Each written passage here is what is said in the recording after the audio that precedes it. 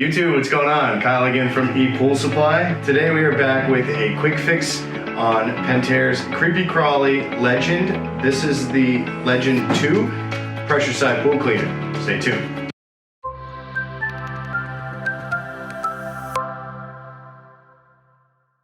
Alright, and we're back. So today we have Pentair's Kreepy Krauly Legend 2 pressure side pool cleaner.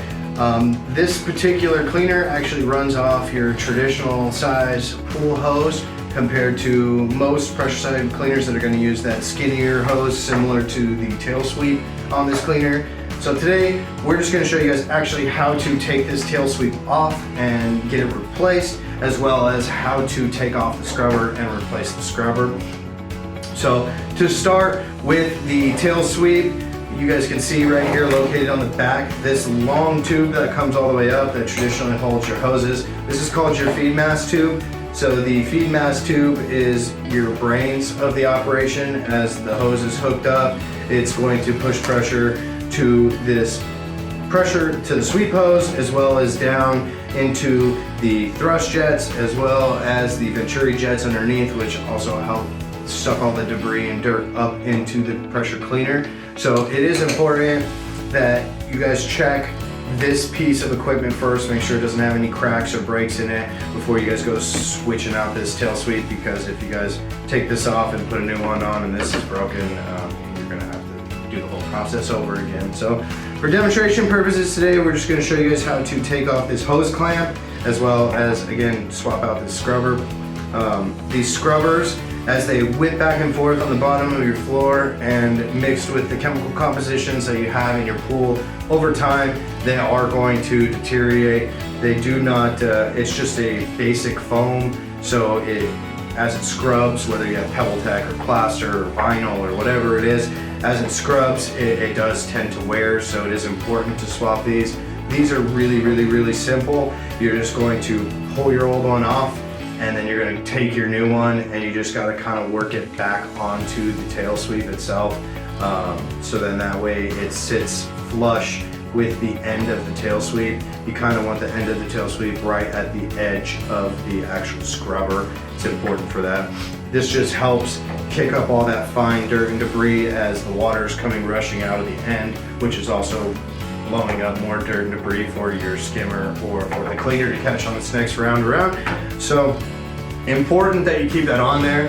There are other options out there besides just this typical foam scrubber. They do have other adapters that will work with these cleaners, but to keep everything OEM and true to Pentair, we do suggest just buying an OEM scrubber, which we do have available in the link in the description. So make sure you guys check that out if you do need a new scrubber. But in terms of taking the entire sweep hose off, we're going to come back towards the feed mast. And like I said, as you guys can see, it does have a hose clamp here. These hose clamps are not an easy thing to get off. You can't just simply remove this. It's very similar to a zip tie, so they're on there pretty tight.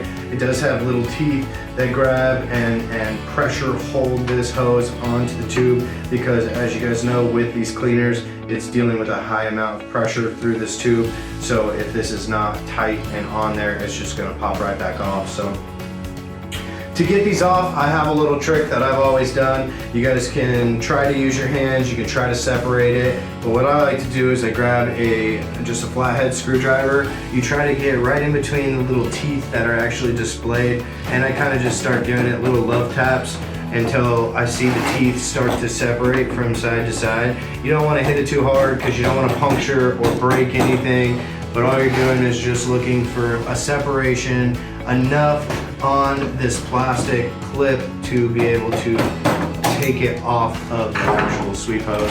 So as you guys heard right there, it broke loose for me. So I'm just gonna go ahead and slide it to the side and slide that off. It's a really good high quality plastic on these clamps. So it does take quite a bit to break. This is a newer unit, so again, it hasn't been exposed to the elements and chemicals. So it is possible that when you try to do the same trick I did on yours, you may end up breaking it.